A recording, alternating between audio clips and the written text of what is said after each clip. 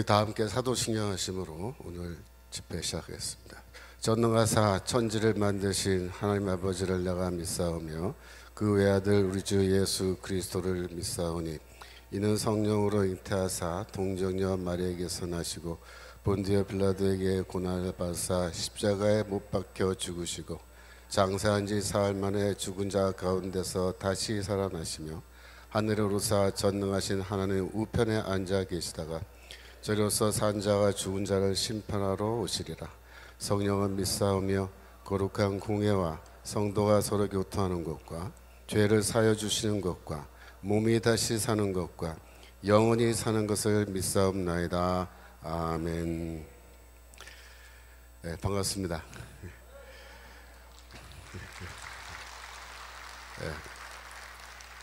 저는 이 다산에 살고 있어요.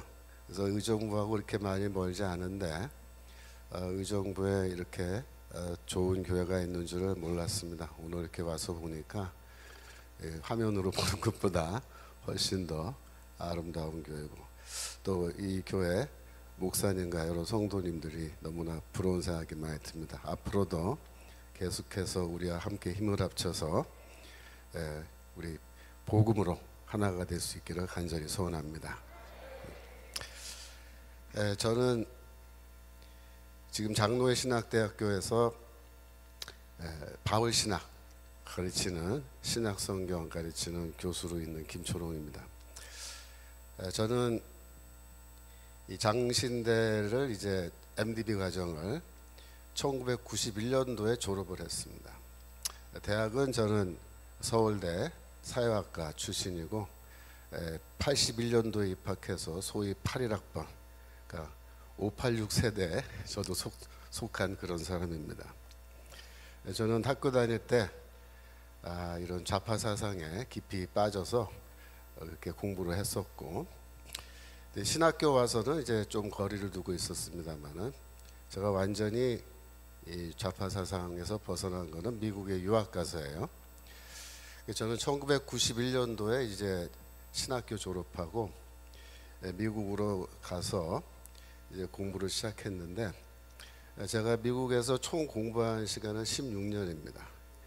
그래서 제가 그 사이에 석사학위 2개 하고 박사학위 하고 또 제가 LA에서 담임 목회도 한 3년 반 하고 또 플러신학교에서 공부했는데 학교에서 직원으로 풀타임 직원으로도 제가 좀 일을 하고 그래서 세월이 많이 보냈습니다. 제가 공부를 마치고 이제 2007년도에 장신대 교수로 부임하게 돼서 귀국했는데 이 16년 만에 고국에 돌아왔는데 제가 어떤 느낌이 드냐면은 외국에 온 듯한 느낌이 드는 거예요. 왜냐하면 91년도에 떠날 때 한국하고 2007년도에 제가 돌아왔을 때 한국은 전혀 다른 나라인 것 같더라고요. 무슨 말이냐면은 저희 집사람이 하루는 저녁에 저한테 와서 뭐라냐면은 여보 우리나라가 좀 이상해 그런 거예요. 우리나라가 왜 이러지? 막 이래요. 왜 그랬더니 아니 사람들하고 만나서 이렇게 얘기를 해보면 그게 뭐 동네 사람이고 교수 부인이고 아니면 학교 학부형이건 사람들하고 얘기하다가 이제 사회 문제나 정치 문제 이런 게 좀 얘기가 나오면은 너무 생각이 달라서 대화가 안 될 정도다 그런 말을 하는 거예요. 하나같이 정부에 대해서 비판적이고 부정적인데 이야기를 가만히 들어보면은 왼쪽으로 많이들 가 있다는 거예요.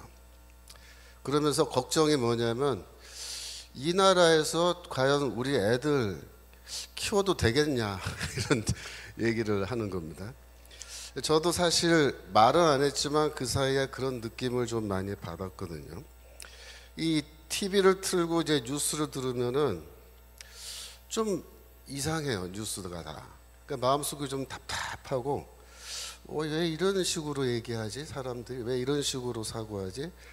그렇게 걱정이 되는데 문제는 뭐 그렇다고 해서 제가 직장을 그만두고 다시 미국으로 갈 수도 없는 형편이니까 세월이 지나면서 좀 걱정을 계속 했는데 2012년도에 그 대통령 선거 있었죠. 그때 박근혜 대통령이 당선됐는데 저는 그때 개표하는 거를 정말 조마조마하게 봤어요. 야, 이 나라가 앞으로 어떻게 되겠냐, 이거 큰일 났다 걱정하는 상황이었기 때문에 야, 이거 박근혜 대통령 아슬아슬하게 된 거 보고 만세 불렀습니다, 제가 그날. 그런데 여전히 그러고 나서도 사회를 보면은 문제가 심각한 거예요. 근데 제가 정말로 우리나라가 위기구나 하는 걸 깨닫게 된 거는 이제 2003년도에 그런 생각을 갖게 됐는데, 2003년도에 어떤 사건이 있었냐면, 하루는 이렇게 테레비를 이제 저녁에 와서 틀고 뉴스를 듣는데, 뉴스에 이석기라고 알죠?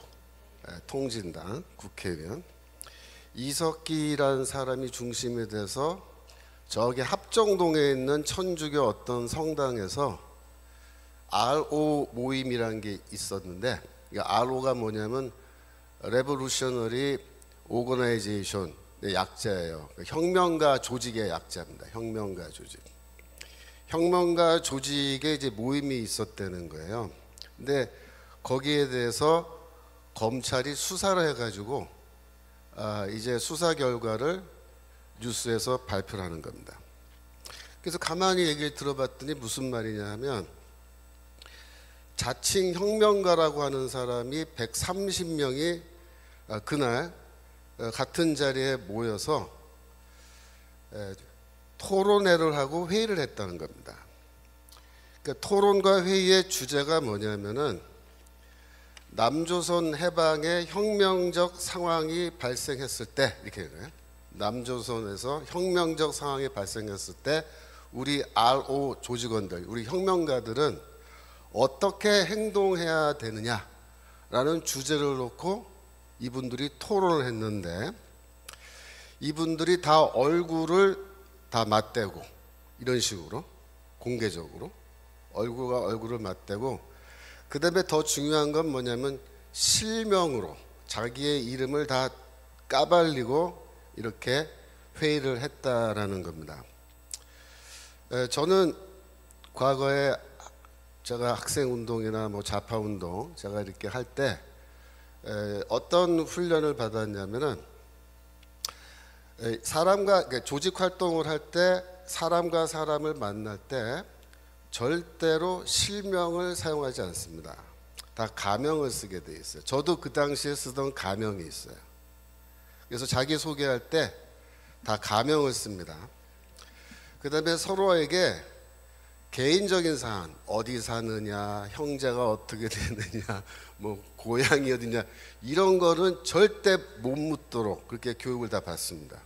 왜냐하면 상대방을, 우리 같은 조직원인데 구체적으로 알면 나중에 제가 검거되거나 그 사람이 검거됐을 때 나에 대한 정보를 알고 있으면 나도 위험하기 때문에 서로 보안 유지라 그래요. 보안을 지키기 위해서 실명도 안 쓰고 가명 쓰고 서로 모여서 얘기할 때 소위 말해서 사업 얘기, 혁명에 대한 이 얘기만 하지 사업 얘기 외에 다른 얘기는 절대 안 합니다. 만약에 개인적으로 뭐 고향 어디냐 그렇게 물으면요, 곧바로 너 왜 그거 왜 묻냐, 바로 이제 고발 들어가면 자비판 해야 돼, 자비판. 그리고 2명, 3명까지는 괜찮아요. 내가 1대1로 만나거나 2대1로 만난 것까지는 괜찮은데 4명, 5명, 6명으로 모임이 커지면 위험하다고 얘기합니다. 그래서 절대로 여러 명이 모이지 않습니다. 철저하게 1대1, 그게 점조직이라는 거예요. 그래서 서로 만날 때도 위쪽에서 소개해서 만나지 아는 사람끼리 안 만나요. 그렇게 훈련을 받습니다. 심지어 도로를 걸어갈 때 버스가 이쪽에서 오잖아요. 그럼 내가 버스가 오는 쪽을 바라보고 걸어가도 안 된다라고 훈련을 받습니다. 왜냐하면 거기에 만약에 뭐 경찰이라든가 이런 사람이 타고 있는데 만약에 내 얼굴을 이렇게 알아가지고 내가 수배가 됐을 때 내 얼굴이 바로 보인다. 그러니까 길을 다닐 때는 항상 버스가 진행하는 차가 진행하는 방향으로 그렇게 길을 걸어 다니도록 그렇게 훈련을 받은 거예요. 이런 식의 활동을 하는 게 누구냐? 이게 혁명가라고 하는 사람들이 다 이런 훈련을 받는 겁니다. 근데 제가 이제 그날 뉴스를 보는데 이 혁명가들이 130명이라는 인간들이 한 자리에 모였는데 실명으로 해요. 실명. 가명도 아니고. 이렇게 모이는 거는요, 이거는 소위 말해서 해당 행위라 그래요. 해당. 당을 위태롭게 하는 행위로 해서 곧바로 이거는 막 큰일 나는 사안인데요. 이석기와 그 혁명가 조직이라는 사람들은 그날 그렇게 모였다는 거죠. 제가 그걸 보고 충격을 받았습니다. 왜 충격을 받았냐면 이 혁명적 시기라는 거에 대해서 항상 그 시기 정세 판단이라는 걸 해요. 그래서 아예 정세 판단하는 팀이 있습니다. 그 사람들은 지금이 어떤 시기인지 전문적으로 연구하고 판단을 해요. 근데 쉽게 말하면은 이 혁명에 만조기와 간조기가 있다 이렇게 얘기합니다. 그러니까 밀물이 들어올 때와 밀물이 빠질 때, 그죠? 파도가 물이 빠질 때. 그러니까 간조기에는 어떻게 하냐면 다 우리가 지하로 들어가야 된다. 철저하게 신분을 감추고 활동해야 된다. 그럼 혁명의 만조기, 물이 이렇게 차올랐어요. 그럼 어떻게 되느냐? 그때는 바깥으로 나와서 공개적으로 활동해도 괜찮다 이렇게 얘기합니다. 그러나 그 당시에는 80년대에는 우리가 다 간족이라고 생각했기 때문에 이렇게 공개적으로 이런 모임을 하거나 그런 걸 절대 하면 안 되는 금기사항이었는데 몇 년도요? 2013년도입니다. 2013년도에는 이 혁명가 조직들이 어떻게 판단했냐면 지금은 만족이라고 판단합니다. 만족, 혁명의 만족. 이제 때가 무르익었다 이거예요. 드디어 이제 추수할 때가 왔다 이거예요. 그래서 이제는 실명을 다 내놓고 여기 명찰 다 붙이고 쉽게 말하면 얼굴과 얼굴 그동안 점조직으로 얼굴도 못 보던 사람들 네가 거기 있었어? 네가 너였어? 그러면서 네? 이렇게 서로 인사도 할 수 있을 정도로 그렇게 130명이 모여서 그날 어떤 얘기를 했냐면 이 혁명적 상황이 발생했을 때 즉 이제 북한이 우리나라를 쳐들어온다거나 여기서 무장 폭동이 일어난다거나 이렇게 할 때에 각각의 개인은 어떻게 활동을 어떤 일을 해야 될지를 그날 결정하고 구체적인 계획을 지시받는 겁니다. 그래서 그날 오고 갔던 이야기들 중에 보면은 압력밥솥을 사용해서 폭탄을 제조하는 방법에 대해서 얘기를 하고 사제 권총을 만들어서 권총 어떻게 만들어서 쓸 거니 그걸 서로 논의하고 그래서 혁명적 상황에서 우리 사회의 기관시설 중 어떠한 시설을 우리가 공격해서 그걸 파괴할 것인지 전신, 전화, 철도, 교통 그죠? 그 다음에 에너지 창고, 기름 들어있는 거 유리 보관소 이런 거요 발전소 이걸 어떻게 공격할 것인지 임무 분담을 다 한 겁니다. 이석기가 그 자리에서 회의를 주관하면서 이제 때가 됐으니까 동지들 준비하시오 이렇게 한 겁니다. 근데 그날 다행히 어떤 한 명의 사람이 거기 들어가서 모든 회의 내용을 녹음했습니다. 그래가지고 그걸 이제 검찰에 넘어가서 그게 증거 자료가 돼가지고 이 사람들이 예, 박수 다 이제 수사를 받고 그래서 결국 어떻게 됐습니까? 2014년도에 이 통진당 자체가 해산되게 된 거죠. 근데 그때까지 2012년도에 국회의원 선거에서 통진당 국회의원들이 국회에 들어가고 국회의원 빠지 달고 그 아로 조직 회의하고 그죠? 이렇게 하면서 이 사람들이 국가의 그 세금 그죠? 그걸로 세비 다 받으면서 뭐예요? 반역행위 한 겁니다. 반역행위. 제가 그걸 보면서 13년이면 딱 지금부터 10년 전이죠. 딱 10년 전 이야기인데, 그날 저는 이렇게 응접실에 앉아서 TV 뉴스 보면서 제가 사과를 먹고 있었는데 먹다가 사과를 떨어뜨렸어요. 너무 놀래가지고.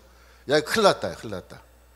얘네들이 지금 정세 판단을 했는데 이제는 때가 무르익어서 이제 봉기를 해야 될 때가 됐다고 스스로 판단할 정도면 이게 심각한 거다.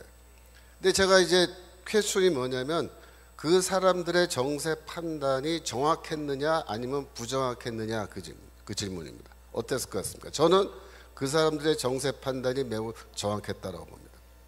그래서 저는 그 순간에 소름이 확 끼치면서 큰일 났다, 큰일 났다.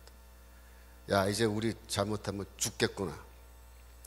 제가 그때부터 위기의식을 가지고, 제가 그때부터 조금씩 이제 사회 문제를 더 깊이 있게 보고, 그러다 보니까 제가 오늘날 이렇게 마이크 들고 이 자리에 서게 된 거예요.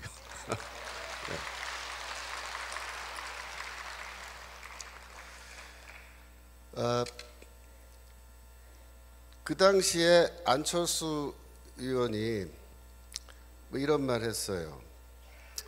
뭐 지금은 조금 정신 차린 모양인데, 그때 했던 유명한 말 있죠. 요즘 간첩이 어딨냐 그래서. 간첩 없다. 저는 그 말이 부분적으로 맞다 이렇게 생각합니다. 왜? 오늘날 난파 간첩이 어디 있냐 라는 뜻으로 해석하면 그 말이 맞아요. 요새는 뭐 그때 이후로 난파 간첩 굳이 보내지 않아도, 그죠? 남쪽에서 자생적으로 생겨난 이 공산주의자들이 스스로 알아서 북파 간첩들보다 더 열심히 일들을 하고 있기 때문에 뭐 남조선에 간첩 보낼 필요가 있냐. 북조선의 그 북쪽의 공화국에 충성하는 사람들이 이렇게 국회의원 배지까지 달고 있는데 뭐 하려고 우리가 애써서 간첩을 보내야 되느냐라는 말로 해석하면 그 말이 정확한 거예요. 이런 모든 문제가 어떻게 해서 생겨났느냐, 제가 조금 설명을 드리면, 제가 81년도에 입학할 때만 해도 학생운동이 이렇게 뭐 주체사상 이런 거에 휩쓸려서 그게 나가지 않았어요. 제가 사실 학생운동 뭐 그런 거 하다가 학교에서 어느 날 정학을 시킨 거예요. 그러니까 그때는 뭐냐면은 강제로 군대 보내기 위해서 휴학을 시켜요, 휴학. 근데 실제로 그 정학이죠. 그러니까 본인의 의사를 물어보지 않고 어느 날 갑자기 학교에서 강제로 휴학을 시켜버리면요, 일주일 만에 영장이 나옵니다.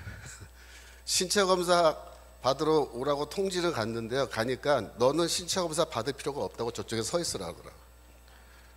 그리고 나중에 그냥 가라야 통과됐다고, 신체 검사. 그래서 그걸 지도 휴학이라고 해요, 지도 휴학. 그때는 이제 좌익 활동하는 학생들 강제로 전방부대를 보냈어요. 저는 그래서 그때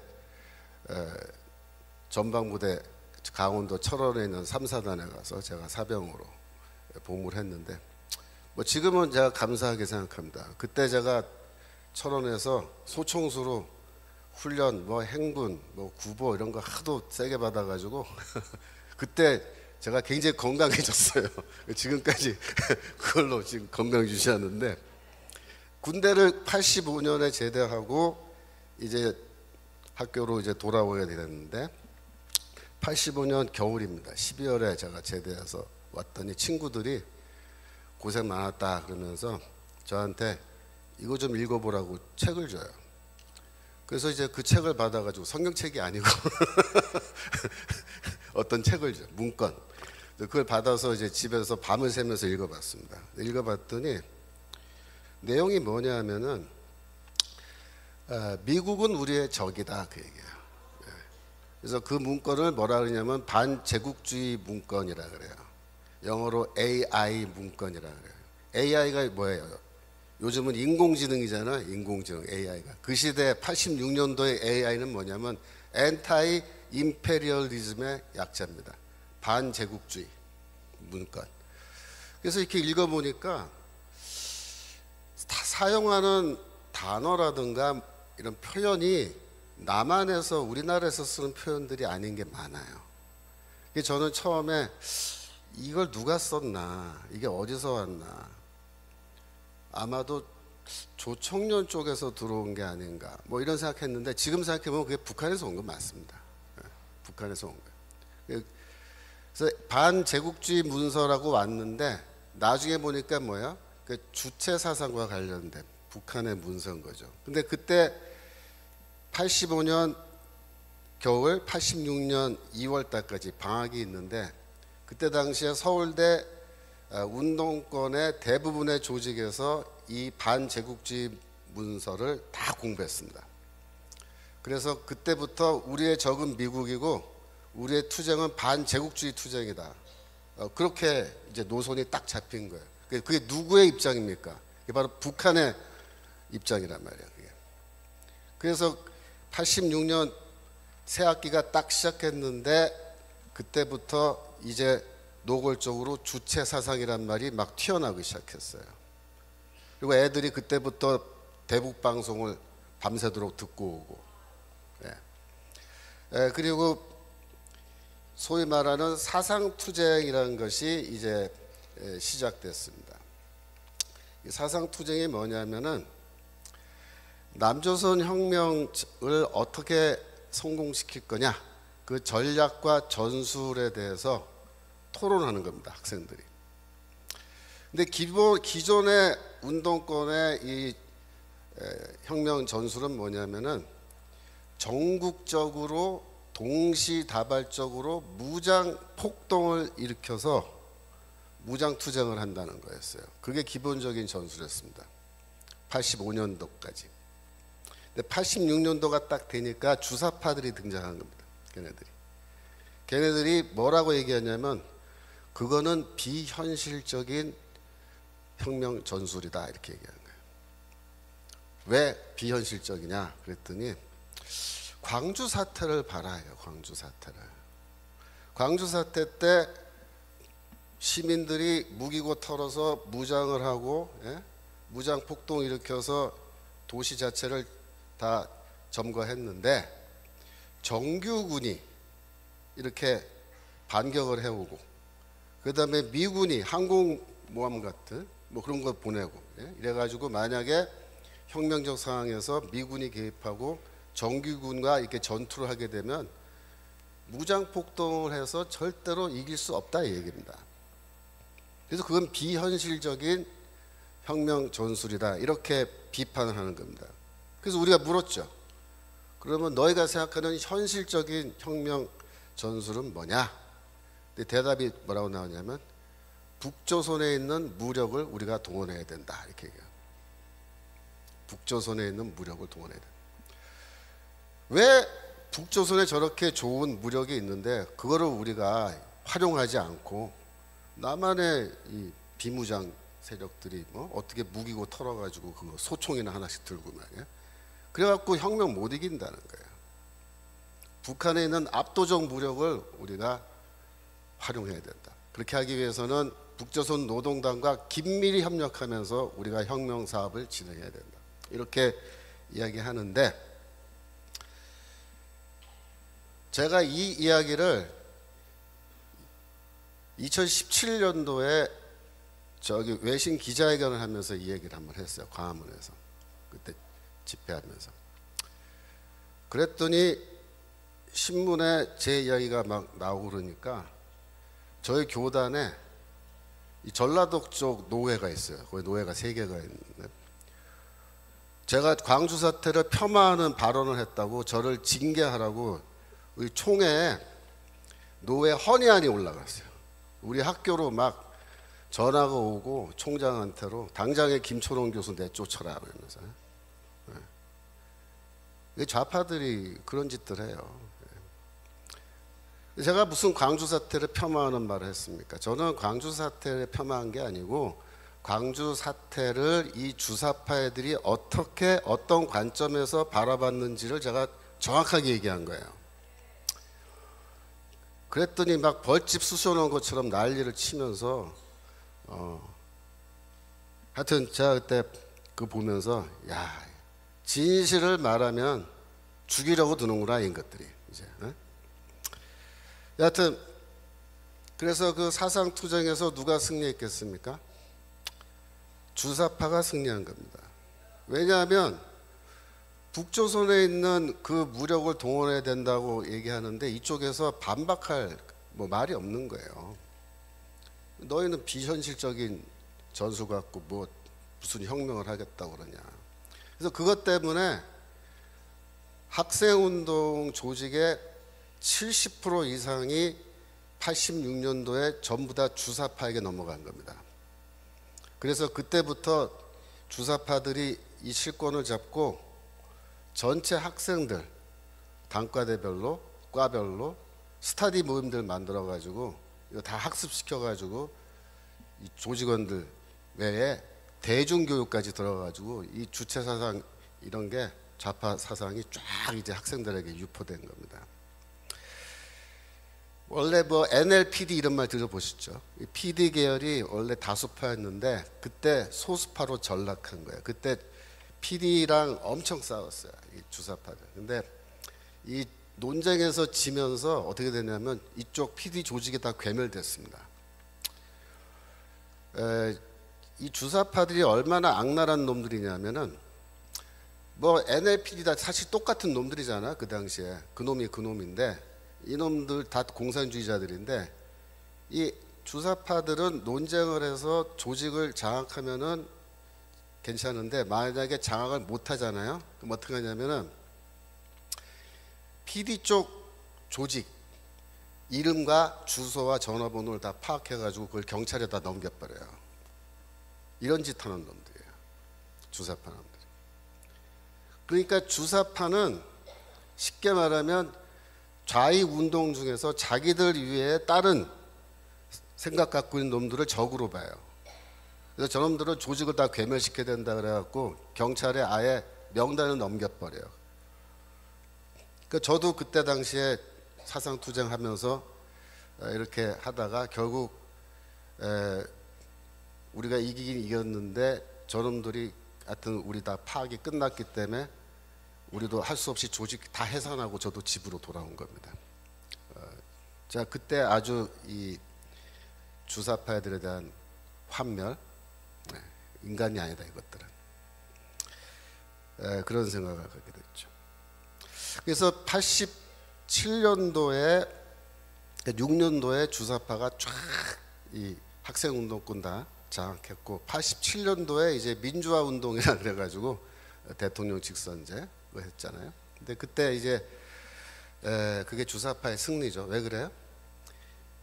민주화 주사파가 민주화 세력 혹은 민주화 운동의 주역, 한국의 민주주의를 가져온 공헌, 장모님들로 그렇게 이제 가면을 쓰게 된 거예요. 이놈들이 아주 못된 종북 세력인데 타이틀은 뭐예요? 민주화 세력이에요. 민주화 세력. 그래가지고 이제 자기들이 공산주의 운동을 민주화 운동으로 둔갑을 시키는 거죠. 88년도가 되면 어떤 일이 벌어지냐면은 전국의 노동운동, 사회문화운동, 기독교 운동도 마찬가지, 좌파 기독교 운동, 몽땅 다 주사파가 접수합니다. 다 쳐들어가서 이 학번은 85, 86, 87학번들이에요, 얘네들이. 근데 쳐들어가서 선배들 다 쫓아내는 겁니다. 사상투쟁하면서 다 나가라 이거 나가라 몰아내고. 그래갖고 제 나이 또래의 주사파가 아닌 친구들은 그때 노동 현장에 들어갔다가 다 쫓겨나서 나오고 사회 운동단체 이런 데 들어갔다가 쫓겨나오고 갈 데가 없잖아요. 얘네들이 다 어디로 갔냐면 언론기관으로 갔습니다. 신문사, 방송국으로 다 가가지고 지금 그렇게 된 거예요. 그때 당시에 주사파의 대부라는 사람이 김영환이라는 사람인데 이 사람이 이제 1991년도에 북한으로 잠수정을 타고 가서 김일성이를 만나고 옵니다. 이게 주사파의 지도자예요. 근데 이 사람이 아주 특이한 사람입니다. 제가 예전에 박근혜 대통령 시절에 사회 대통합위에서 대통합위원회라고 만들었는데 거기 분과에 그 이념 분과라고 있었어요. 제가 그때 분과위원으로 들어갔었는데 그때 김영한 씨도 저랑 같은 분과에 있었어요. 제가 그때 한 1년 정도 계속 회의하고 만나서 토론하면서 내가 사귀어본 적이 있는데 특이한 사람입니다. 이 양반이 김일성이랑 면담을 하고 또 주체사상 이론가들과 토론을 했어요. 북한에서. 그랬더니 뭐라 하냐면 놀랍게도 이 사람들이 주체사상을 잘 제대로 모르더라. 그걸 잘 알았다는 거예요. 북한 가서 이제 사회를 봤는데 자기들이 꿈꾸던 그런 세상이 아니었다. 그런 사회가 아니었다. 그래서 너무나 실망했다. 이렇게 이제 나중에 얘기를 했습니다. 그리고 돌아와서 6년이 흐른 뒤에 1997년도에 김영환이가 주사파 지하 조직인데요. 민혁당이라 그래요. 민혁당. 조직을 해산하기로 결정을 하고 지도자들을 다 불러 모았어요. 그래서 내가 북한도 다녀오고 다 알아봤는데 우리가 이거 속은 것 같다. 그래서 나는 이제부터 북한 해방운동 해야겠다. 뭐 그러면서 민혁당 조직 해산하자. 이렇게 하고 상당 부분의 조직은 해산했습니다. 그런데 그때 끝까지 해산 안 한 조직이 경기 동부연합이라고 말하는 그 사람들인데 이 사람들이야말로 진정한 주사파입니다. 우리는 끝까지 북한에게 충성해야겠다 이런 사람들인데 이 경기 동부연합이 결국 누가 수장이냐면 이석기가 바로 수장인 거죠. 이 사람들이 성남시를 거점으로 해서 조직을 갖고 있는데 서울 외국어대학 용인 캠퍼스 출신들이 주로 되어 있고요. 근데 이 사람들이 왜 중요하냐면은 2010년도에 이재명이가 성남시장 선거에 출마합니다. 그 전에 이재명이는 민변 있죠. 민주화를 위한 변호사 모임 민변에서도 활동하고 성남시에서 변호사로서 있으면서 뭐 여러 가지 활동하다가 민주당에 들어가서 뭐 국회의원 출마도 해보는데 실패해요. 그랬는데 성남시 시장에 이제 2010년도에 출마를 했는데 그때 당시에 민노당이라고 있었어요. 민노당을 이 경기동부연합이 거기 민노당에다 가입해서 민노당을 통째로 이제 장악해서 갖고 있는 상태였는데 그 당시에 민노당도 성남시장 후보를 냈습니다. 김미희라고 서울대 약대 출신이에요. 여자인데 이 김미희가 성남시 후보로 시장 후보로 나오고 이재명도 나왔단 말이에요. 그랬는데 이 경기동부연합에서 어떤 결정을 내리냐면 김미희한테 야, 너 후보 사퇴하고 이재명이랑 단일화해라 이렇게 한 거예요. 왜 그렇게 했느냐? 이 이재명이가 성남시에서 변호사 활동하면서 이 경기동부연합 사람들이랑 그 전부터 친분이 이게 많이 생긴 거예요. 특별히 그쪽 사람들이 법원에 재판받게 되면은 가서 자기가 변론도 해주고 또 성남시에 여러 가지 그 위원회 모임 이런 게 있는데 거기서 같이 참여하고 이래가지고 관계가 가까워진 거예요. 그래서 경기동부연합 쪽에서 김미희한테 야, 너 후보 사퇴하고 이재명 지지하자 우리가. 그래서 이재명이를 성남시장 만들자 그렇게 된 거예요. 그래서 그 전번에는 떨어졌는데 이번엔 당선한 거예요. 2010년입니다. 그때 당시에 이재명의 성남시 시장 그 인수위원회 명단이 있어요. 지금도 인터넷 보면 다 나오는데 그 인수위원회의 대부분이 상당 부분이 경기동부 연합 사람들로 되어 있다 이렇게 기사가 나와 있습니다. 그리고 시장으로 취임한 이후에 어떻게 되냐면은 경기동부 연합 사람들이 성남시에서 진행하는 대부분의 이권 사업을 독식했다 이렇게 되어 있습니다. 무슨 말이냐면 성남시에서 이번에 여기 도로에 보도블록을 새로 깔아야 된다. 그런 거 많잖아요. 도로공사 보도블록 갈아 끼우는 거. 뭐 별로 깨지지도 않았는데 다 갈아 끼잖아요. 시 예산으로. 이제 그런 걸 하게 되면은 어떻게 되냐면은 이 경기동부연합 사람 중에 하나가 이 도로공사 블록 갈아 끼는 회사를 하나 빨리 차리는 거예요. 아. 그러면은 이미 그 시회 성남시 공무원 그 조직에 이미 이 사람들이 다 들어가 있는데 자기 편인 사람이 이제 그거 하겠다고 신청하면은 거기에 수주를 주는 거예요. 그러니까 이 사람들이 원래부터 도로공사 이런 거 하던 사람들이 아닌데, 그러니까 성남시에서 뭐 할 거라는 거 정보를 다 주면은 미리미리 이번에 전기래 그러면 전기회사 차리고, 예? 이번에 하천이래 그러면 하천 정비 이런 거 해가지고 회사 차리고 사람들 그 고용해가지고 일 시키고 돈은 지네들이 다 가져가는 거예요. 이런 식으로 해서 이권 사업에 다 개입해가지고 돈을 벌어가요, 얘네들이. 근데 재미있는 게 아로 조직 발표했을 때 검찰이 아로 조직에 대해서 공개해서 그 발표할 때 제가 기사를 유심히 읽어봤어요. 그때 놀란 게 뭐냐면 아로 조직이 이석기가 그때부터 이권, 그러니까 이 수익을 낼 수 있는 사업들을 많이 갖고 있는 거예요. 그러니까 얘네들이 똑똑한 거예요. 이 혁명사업 하려면 자금이 필요하고 생활비도 필요한데 이거를 벌어가면서 자금을 모아가면서 일을 하겠다 이런 생각을 처음부터 갖고 있던 애들인데, 얘네들이 이재명이를 딱 보고 아, 이재명이를 성남시장 만들면 우리가 어떻게 해서 돈을 벌 수 있겠구나, 이게 딱 결론이 벌써 나온 거예요. 그래서 거기 다 들어가서 밀어주고 시장 만들어주고 서로 이제 뭐야 공생관계잖아요. 그러니까 이재명이는 어떻게 밀어주죠. 이 사람들은 한편으로는 돈을 막 버는데 이게 한두 푼이 아닙니다. 그래서 그 맛을 본 거예요. 맛을 봤는데, 물론 2012년에 이제 19대 국회 때 통진당이 국회의원으로 쫙 들어가고 그랬는데 14년도에 통진당 해산됐잖아요. 근데 우리는 그걸로 해서 아예 통진당은 사라졌겠지 이렇게 생각했잖아요. 천만의 말씀입니다.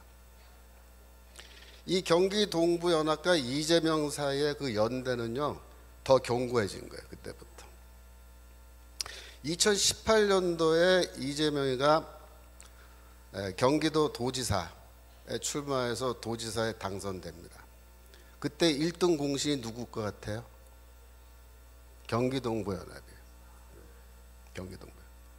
그래서 이재명이가 이번에 경기도 도지사를 하니까 여러분 생각을 해보세요. 성남시에서 해먹었던 게 경험과 노하우가 이제 축적됐잖아요.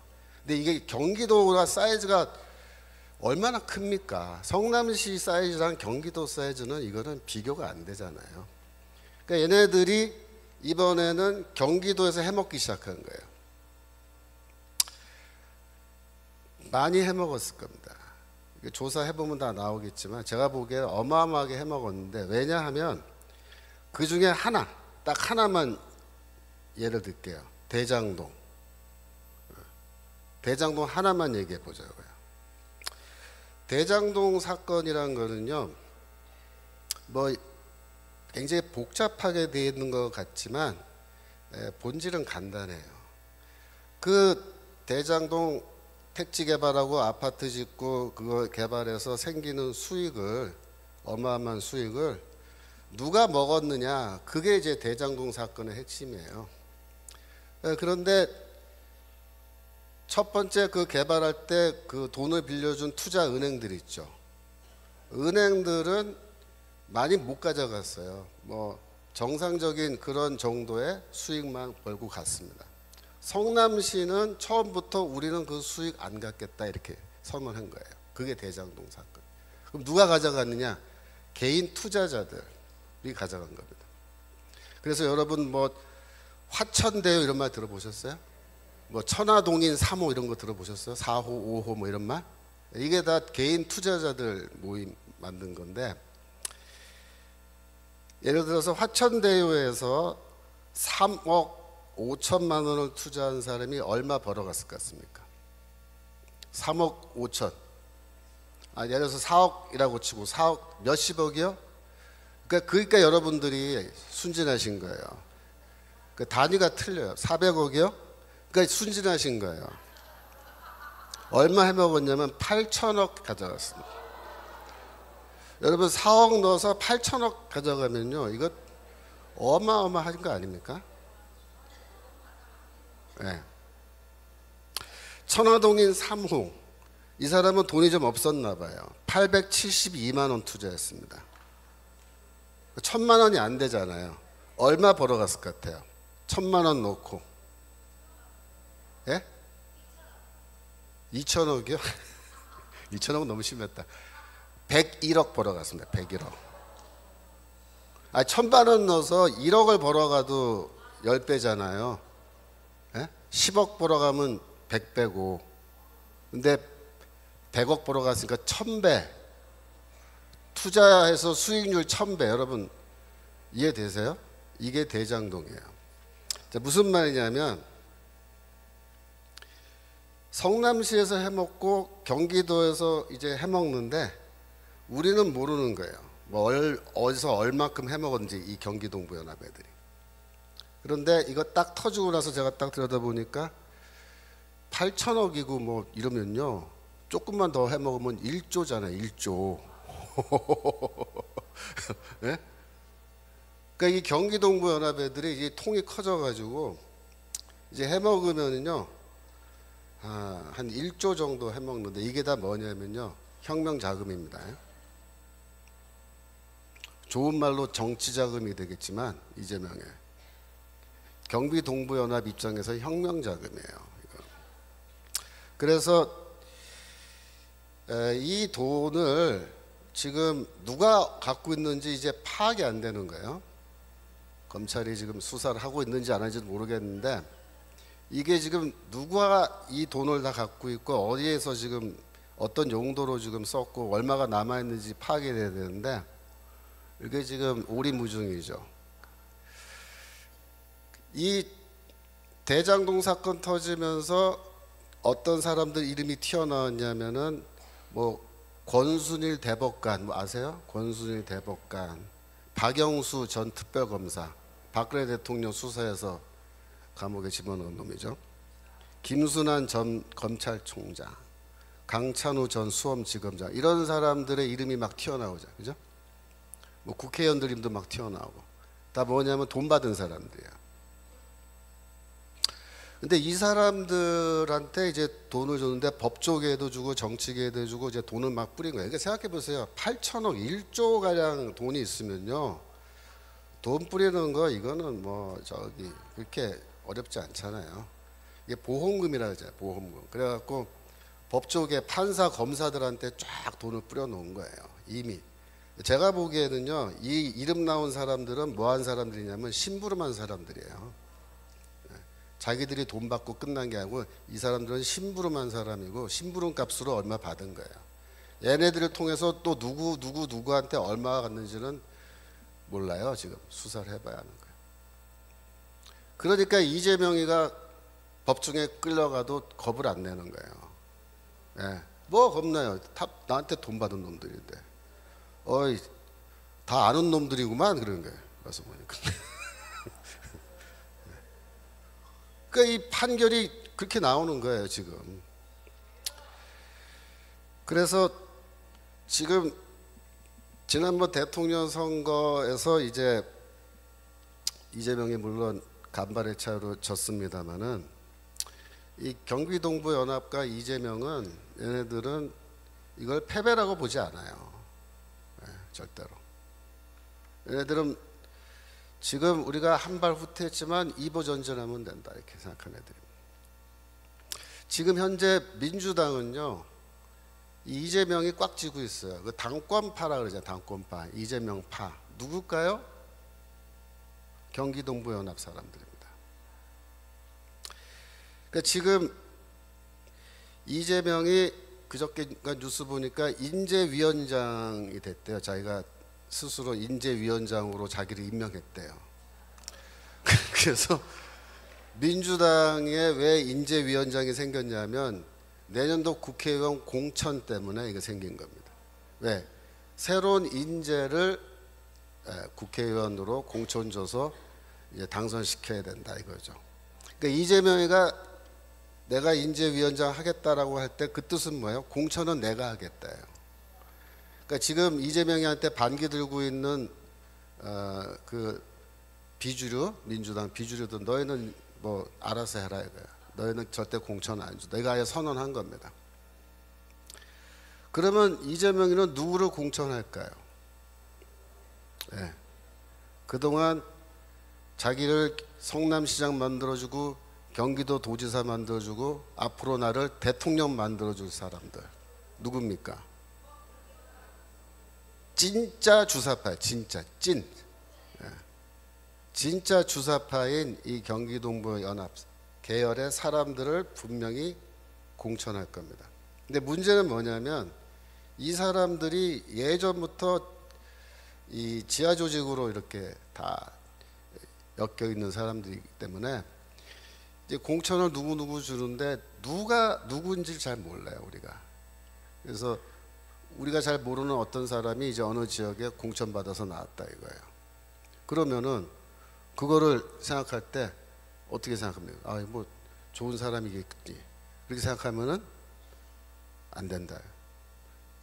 결국 그동안 얽혀있던 자기를 지금까지 지원해준 이 사람들을 이제 금배지 따라주는 거예요. 그러면 주사파 중에서 지금까지 전향하지 않고 우리는 끝까지 북한에 충성을 다 해야겠다라고 끝까지 조직을 유지해온 이 사람들이 결국은 뭡니까? 민주당을 장악하는 겁니다. 그게 뭐냐면 내년도 총선이에요. 내년도 총선 때 민주당은 완전히 물갈이 될 겁니다. 지금은 뭐 이렇게 섞여 있지만 그때는 칼라가 단일하게 될 거예요. 겉으로 보기에는 이재명파가 이제 당권파로 다 통일됐다라고 그렇게 말하지만 그 속내는 뭐예요?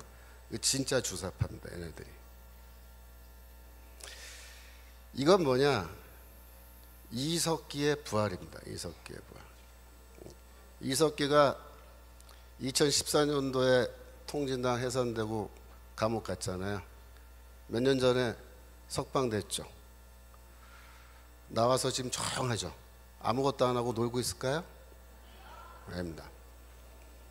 다 작전 계획 짜고 다 명령하고 이거 다 지금 조직이 활발하게 움직이고 있는데 얘네들이 어마어마한 돈까지 이제 정치 자금까지 다 확보했기 때문에 얘네들이 할 수 없는 일이 없어요. 그게 지금 제일 심각한 문제입니다. 그래서 대통령 선거가 27년도에 예정되어 있는데 내년도에 민주당이 200석을 장악하고 이러면은 이제 윤석열 정부는 완전히 식물 정권 돼버린 거죠. 그러고 나서 이제 27년도에 가서 대통령 선거할 때 후보를 낼 텐데 뭐 이재명은 어차피 지금 이석기 아바타입니다. 그러니까 이재명이를 뭐 이렇게 해서 뭐 감옥에 집어 넣어도 사실은요 큰 변화는 없어요. 왜냐하면은 이재명이 구속돼서 들어가면 또 다른 이석기의 아바타가 이제 등장하는 거예요. 그래서 얘네들이 이제 대통령 선거해서 만약에 그쪽 후보가 대통령으로 당선되면 제가 보기에는 그 순간 대한민국은 끝입니다. 그걸로 끝난 거예요. 생각해 보세요. 이석기가 대통령 된다고 생각해 보세요. 그럼 끝난 거예요. 그래서 내년도 국회의원 선거가 중요하다 그렇게 말씀드린 겁니다. 정광 목사님께서 그냥 목 놓아서 부르짖는 거. 내년도 우리가 꼭 200석 해야 된다. 왜 200석을 해야 되죠? 이러한 어마어마한 지금 무서운 일들이 우리 눈에 보이지 않지만 이게 진행되고 있단 말이에요. 그래서 내년도에 200석을 못하면 어떻게 되느냐? 윤석열 정부가 하고 싶은 거 아무것도 못해요. 그러니까 200석을 우리가 넘게 해줘서 어떻게든 저놈들을 밟아놔야 윤석열 대통령이 그나마 지금 하고 싶은 걸 막 한단 말이야. 그러면 그만큼 우리 대한민국의 미래가 조금 더 안정적으로 간 거예요. 정광 목사님께서 지난번 대통령 선거를 평가하면서 하나님이 우리를 사랑해 주시고 우리가 눈물 흘리면서 기도하고 과문에 나가서 그 추운 겨울에 그 고생하면서 집회하고 이래가지고 하나님이 우리 대한민국의 생명을 5년 더 연장해 주셨다 이렇게 얘기하죠. 그게 정확한 얘기입니다. 5년 연장된 겁니다. 우리가 완전히 구원받은 게 아니에요. 그래서 5년 시간도 주셨는데 이 5년 동안에 우리가 어떻게 하느냐에 따라서 대한민국의 미래가 이제 향방이 결정되는데 우리가 지금 굉장히 중요한 시점입니다. 내년도 4월까지 몇 달 남았습니까? 반년도 안 남았죠. 이 반년도 안 되는 이 기간 동안에 뭐다? 대한민국의 운명이 결정된다. 지금 이렇게 우리가 넋놓고 있으면 안 된다. 자유마을 조직이 중요하고, 그죠? 계속해서 우리가 이 사람들을 모으고 조직하고, 그래서 결국 내년에는 표싸움으로 가야 되는데 어떻게 우리가 전략을 짜고 할 건지는 이제 전 목사님이 다 알아서 전략을 짜시겠지만 우리는 하여튼 지휘하는 방침에 따라서 그쪽으로 표가 많이 나오게끔 지금 이 얘기를 준비를 해야 된다 이겁니다. 그래서 지금 우리가 다시 한번 우리의 현재 상황을 이렇게 지나간 역사를 되짚으면서 생각을 해보면 이 주사파라는 애들이 진짜 끄지긴 놈들이에요. 얘네들은요 말 그대로 혁명가들입니다. 혁명가는 뭐냐면 공산혁명을 위해서 자기의 목숨을 내놓은 사람들을 말하는 거예요. 그 정도의 헌신을 하는 겁니다. 그래서 자기 인생의 목표는 다른 거 없어요. 남조선 해방이에요. 이걸 위해서 자기는 이미 30년 전에 다 헌신을 하고 30년 넘게 이 한 길을 달려온 애들입니다.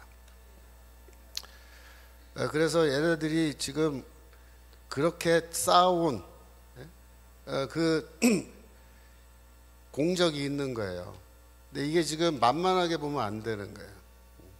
지금 어디까지 왔냐면 우리 목 앞에 여기까지 칼이 들어와 있는 거예요. 지금.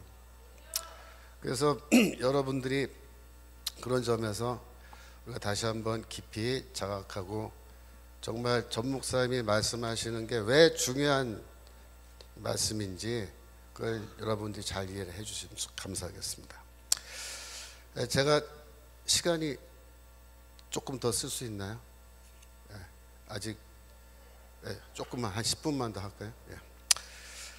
그래서 이 얘네들이 이러한 겉으로는 속으로는 남조선 해방이고 혁명이고 공산혁명이고 이건데 겉으로는 이제 어떻게 포장하냐면은 우리는 모든 사람들이 잘 살 수 있는 그런 국가를 만드는 게 목표다 이렇게 얘기하는 거예요. 쉽게 말하면 이런 거예요. 여러분 사실 지금 제가 개인적으로 걱정하는 건 뭐냐면 전 세계적으로 경제 위기잖아요. 지금 우리나라도 아직 뭐 뻥 터지진 않았지만 지금 경제적으로 굉장히 위기 상황으로 가고 있고 24년이 제일 위험한 한 해가 될 거다 이렇게도 추측을 하고 만약에 경제 위기가 터지면요 어떤 일이 벌어지냐면 경제적으로 어려운 상황에서는 좌파들이 훨씬 선거에서 유리합니다. 그게 문제예요. 내년도 국회의원 선거 때까지 안 터지면 다행인데 터지면 우리가 정말 불리한 상황 돼버리는 거고 그 다음에 2004년도 후반에 터지는 경우에 27년 대통령 선거 때까지 시간이 있는데 그때까지 경제가 회복을 해서 우리한테 유리한 상황이 되면 좋은데 그렇지 않고 계속 불리한 상황에서 선거하면 더 어려운 거죠. 이러한 맥락에서 제일 잘 먹히는 주장이 뭐냐면 국가가 이 팍팍한 경제적 상황 속에서 모든 민생 문제를 우리가 다 해결해 주겠다라는 거예요. 그러니까 이 젊은 사람들일수록 지금 더 힘드니까 취직도 안 되고 그런 말에 홀딱 넘어가요. 문재인이가 2017년도에 대통령 되자마자 7월 달에 발표한 5대 국정 목표가 있는데요. 그 중에 세 번째 목표가 뭐냐면 내 삶을 책임지는 국가입니다. 내 삶을 책임지는 국가. 말이 좋아서 내 삶을 책임지는 국가지, 여러분 나의 삶을 국가가 다 책임져주는 시스템, 그 제도가 뭐예요? 사회주의잖아요. 사회주의, 공산주의. 공산주의 하겠다는 얘기를 이렇게 멋지게 내 삶을 책임져주는 국가 이렇게 하는 거예요. 그러니까 이 내용을 모르는 사람들은 이 말만 듣고 혹하는 거예요. 너무 매력적이잖아요. 살기도 힘들어 죽겠는데 취직도 안 되고 돈도 없고 그러는데 국가가 내 삶을 다 책임져 주겠다. 내가 너 먹을 거, 입을 거, 이 집, 그죠? 다 책임져 주고 너 저기 취직도 국가에서 시켜주고, 그죠? 사회주의 국가는요 원래 완전 고용입니다. 100%. 얼마나 좋아요. 이 성경 말씀에 마태복음 6장 34절에 너희는 내일 일을 염려하지 말라라고 이제 주께서 말씀하셨는데, 이게 아이러니인 거예요. 이 국가가 모든 걸 다 책임져 줄 테니까 너희는 염려하지 말고 편안하게 살아라. 내 말만 잘 들으면서 그렇게 얘기하는 건데, 이러한 핑크빛 미래를 이렇게 청사진으로 보여주면요 다 거기에 속아 넘어가는 거예요. 여러분 이때 국가가 내 삶을 책임져 주겠다 할 때 국가는요 이게 메시아예요. 메시아. 예? 여러분 메시아는 누구예요? 예수 그리스도가 메시아입니다. 예수 그리스도가 우리의 구원자이신데, 이 자식들은 국가가 너희를 구원해 줄 메시아다 이렇게 얘기해요. 그래서 이 사회주의 국가는요 국가가 메시아니까 국가의 최고 지도자가 뭐가 되냐면 우상이 되는 거예요. 우상. 왜? 이분이 우리를 다 먹여주고 살게 해주니까. 최고 지도자가 나에게 밥도 주니까. 나 밥 주니까 누구야? 어버이 수령이에요. 어버이 수령. 예? 그래서 국가가 모든 걸 책임져주고 이렇게 할 테니까 우리 뽑아라 이거야. 우리한테 표 달라 이거야. 그런데 여러분 국가가요 모든 국민의 삶을 다 책임져주고 이렇게 하려면요 어떻게 되냐면 세금 걷어서는 먹여 살리지 못해요. 세금으로. 생각해 보세요. 전 국민을 먹여 살려야 되는데 세금 갖고 되겠습니까? 그러니까 이걸 하려면 어떻게 되냐면 국가의 모든 생산 시설을 국유화해야 되는 거예요. 그 공산사회는 다 국유화하잖아요. 그래서 공산주의 국가에는요 세금이 없어요. 공산국가에는 세금 없습니다, 여러분. 이거 민주주의 국가에 세금 내는 거예요. 그리고 모든 걸 다 국유화하고 토지도 국유화하고, 그죠? 근데 말은 좋아요. 공동소유래. 그걸 또 공동소유. 공동소유는 무슨 공동소유예요? 예? 이렇게 해놓고 지네들이 또 다 헤쳐먹을 거면서. 그래서 국가가 만능의 권력과 권한을 가져야 또 먹여 살릴 수 있다. 이래가지고 입법부, 사법부는 필요 없어요. 행정부가 더 우위에 있는 강력한 권력을 가져야 돼요. 무제한의 권력이죠. 그 다음에 일반 시민들은 자유를 포기해야 됩니다. 자유. 왜? 국가가 다 먹여주고 살려주는 대신에 내 말 들어야 돼요. 내 말. 국가에 반항하고 이렇게 하면 어떻게 돼요? 너는 필요 없다. 수용소 보내버리는 거예요. 이렇게 되는 거예요. 그래서 전체주의 이 정부로 나가는데 성경 말씀 하나만 볼 수 있을까요? 예, 누가복음 16장 13절. 원래 제가 성경 전문가인데 오늘은 이제 성경 한 구절밖에. 누가복음 16장 13절. 예. 지파인이 두 주인을 섬길 수 없나니 혹 이를 미워하고 저를 사랑하고 혹 이를 중히 여기고 저를 경히 여길 것입니다. 너희가 하나님과 재물을 겸하여 섬길 수 없느니라. 아멘. 너희가 하나님과 재물을 겸하여 섬길 수 없다. 이 이야기에서 재물을 헬라어로 읽으면 맘모나스라는 단어예요. 그 말에서 맘모니즘이라는 단어가 생긴 겁니다. 맘모니즘 뭐예요? 재물을 섬기는 우상 숭배를 맘모니즘이라는 거예요. 제가 대학생 때 또 그 이후에 교회에서 어떻게 배웠냐면 이 만모니즘이 뭐냐, 구체적으로 우리 시대에 만모니즘은 자본주의다 이렇게 가르쳤습니다. 그렇게 배웠습니다. 그래서 자본주의 시스템과 하나님을 섬기는, 제대로 섬기는 것, 이거는 양립 불가능하다. 그 무슨 말이에요? 자본주의 때려 부셔야 된다. 하나님을 제대로 섬기려면 이렇게 배웠어요. 지금도 이렇게 가르치는 사람들이 수두룩합니다.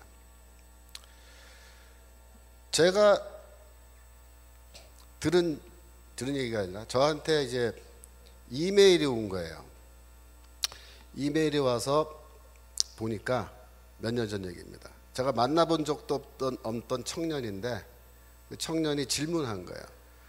내가 다니는 교회 목사님이, 청년부 목사님이 이 대기업은 재벌인데 이 재벌은 노동자들을 착취한단 말이에요. 그래서 재벌 기업에서 사원으로 일하면은 재벌들의 착취에 협조하는 거니까 그 죄다 이렇게 가르친 거예요. 그게 듣고 이 사람이 저한테 이메일을 해서 물어보는 거예요. 우리 목사님이 이렇게 가르치시는데 제가 중소기업으로 옮겨가면 괜찮을까요? 이렇게 묻는 거예요. 그래서 제가 뭐라 그래서, 야, 중소기업은 착취 안 하냐? 그러면 그 다음 질문이, 그럼 자영업을 하면 제가 괜찮을까요? 죄를 안 짓고? 예? 자영업하면 너 그 알바생 네가 착취하는 거지. 그러면 그렇게 따지면 이 세상에 할 수 있는 일이 아무것도 없어요. 제가 이 이야기를 수업 시간에 했어요. 제가 이제 우리 목회전문대학원이라고 목사님들 수업인데 제가 이 얘기를 했더니 어떤 목사님이 뭐라 했냐면, 교수님, 그거보다 더 황당한 일이 있었습니다. 무슨 일이냐? 자기가 아는 어떤 교회인데 그 교회에서는 전도사님이 애들한테 뭐라고 설교했냐면 이 자본주의를 철폐하고 사회주의 해야 된다고 설교에서 얘기했대요.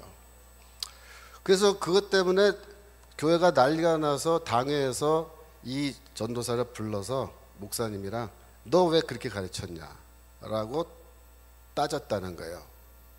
혼내주려고. 그랬더니 이 전도사가 뭐라고 대답한 줄 알아요? 나 학교에서 배운 대로 가르쳤다 이렇게. 어쩌라고 이렇게. 그래서 처벌을 못했다는 거예요. 학교에서 그렇게 배웠으니까 그 문제 있으면 학교 가다 얘기해라. 왜 나한테 그러냐? 난 배운 대로 가르친 건데. 이렇게 지금 되고 있는 현실입니다. 그래서 이 배금주의, 만모니즘은 이 자본주의다 생각했는데요. 여러분 솔직히 말해서 진짜 배금주의가 뭔지 알려드릴게요. 진짜 배금주의는 사회주의예요. 왜 사회주의냐면 사회주의는 뭐 하자는 거예요? 국가가 나한테 돈 주겠다는 거예요. 그죠? 내 생활비 주고, 그죠? 내 먹을 거 입을 거 다 돈으로 주고, 집도 사실은 돈이잖아요. 그래서 내 주머니에 꼬박꼬박 한 달에 얼마씩, 1년에 얼마씩 돈 준다는 거예요. 내가 일을 열심히 안 해도 돈 주는 거잖아요. 그 얼마나 좋아요. 그죠? 근데 자본주의는 뭐예요? 자본주의는요, 국가가 돈 줘요? 없어요. 뭐라 하냐면 국가는 이렇게 얘기하는 거예요. 국가는 너희의 삶을 책임질 의무가 우리한테 없다. 그게 자본주의야. 네 삶은 네가 알아서 살아야 된다. 취직? 네가 알아서 취직하고 너 밥 벌어먹는 거 네가 알아서 하고 네 집 네가 사야지 왜 국가가 너한테 집을 사줘야 돼? 공짜로 제공해야 돼? 이게 자본주의입니다. 이거 한마디 덧붙여요. 그런데 너 세금은 다 내야 돼. 세금은 꼬박꼬박 다 내야 돼. 이게 자본주의예요. 어느 게 배금주의입니까? 젊은 사람들이 왜 좌익 이념에 좌파 이념에 계속 이렇게 빨려 들어간지 아세요? 이것 때문이에요. 그것 까놓고 말하면 돈 사랑하는 겁니다. 돈 주겠다니까 글로 가는 거 아니에요. 그죠? 그래서 지금 우리는 어떤 결단을 해야 되냐면 우리가 국가를 나의 메시아로 받아들이고 국가의 노예가 돼서 전체주의 사회에서 내가 살아갈 것인지, 아니면 자유인이 돼서, 바울이 말하는 자유인이 돼서 내가 스스로 나의 삶을 헤쳐나갈 것인지. 물론 어렵죠. 그러나 하나님이 나와 함께 하신다. 하나님이 나를 도우시고 하나님이 내 삶 가운데에서 나를 도우시기 때문에 내가 충분히 내가 살아갈 수 있다. 라는 그런 의식 가지고 노예가 되기를 거부하고 자연으로서 살아가는 그 결단이에요. 그게 뭐냐? 그게 내년도 국회의원 선거고 27년도에 대통령 선거다. 그렇게 말씀드리겠습니다. 여기까지 하겠습니다. 자, 기도하고 마치겠습니다. 기도. 하나님 아버지, 저희가 지금 이렇게 평온하게 살아가고 있지만 저희가 모르는 사이에 또다시 위기는 저희를 찾아오고 있음을 이 시간 다시 한번 기억합니다. 하나님께서 저에게 5년을 더 허락하여 주셨는데 이 5년의 시간을 선용할 수 있도록 도와주시고 대한민국의 위기가 끝날 수 있는 기간으로 저희가 활용할 수 있도록 도와주옵소서. 이 악의 무리들과 저희가 싸우는데 저희가 힘이 부족하고 지혜가 부족하고 능력이 부족하지만 하나님을 의지하면서 나아가 싸우니 주여 도와주시옵소서. 대한민국을 불쌍히 여겨주시고 이곳에 있는 여러 하나님의 교회들을 불쌍히 여겨주시고 다시 한번 기회를 허락해 주시고 선교할 수 있는 저희 나라, 이 전 세계에 복음을 전할 수 있는 저희 나라 되게 하시고 북한에까지 가서 북한 주민을 구원할 수 있는 저희가 되길 원하니 주여 축복하여 주시옵소서. 감사드리며 예수 그리스도 이름으로 기도합나이다. 아멘. 감사합니다.